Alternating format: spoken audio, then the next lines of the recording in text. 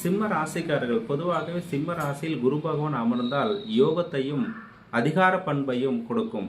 சமுதாயத்தில் பேரும் புகழும் அடையக்கூடிய இந்த சிம்ம ராசியில் குரு பகவான் நட்பு ஸ்தானத்தில் அமர்வது மிக மிக சிறப்பு.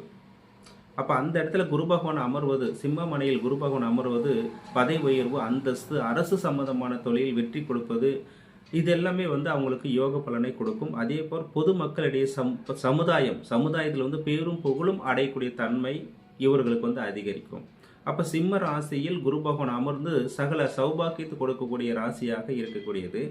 அதே போல் சிம்ம ராசியில் குரு பகவான் அமர்ந்து சுப மங்களத்தையும் கொடுக்கக்கூடியவராக இருப்பார்.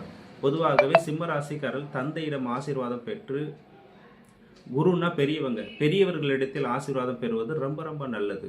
குலதெய்வத்தை வணங்குவது, இஷ்ட தெய்வத்தை வணங்குவது, தர்ம அவ்வப்போது தர்ம காரியங்களில் ஈடுபடுவது, பொது சேவையில் தன்னை ஈடுபடுத்திக் கொள்வது இல்லற வாழ்க்கைக்கு மிக மிக நல்லது. அப்போ தர்மம் செய்யும் பொழுது அந்த குடும்ப வளர்ச்சி அதிகரிக்கும்.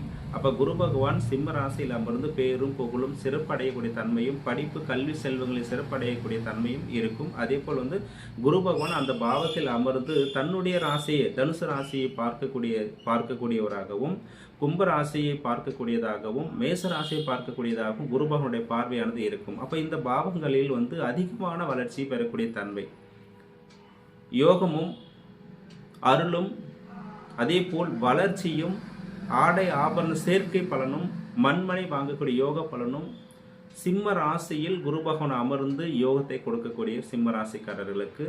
அதனால இறை வழிபாடும், பெரியவர்களை மதிப்பதும், தான தர்மம் செய்வதும் சிறப்பு.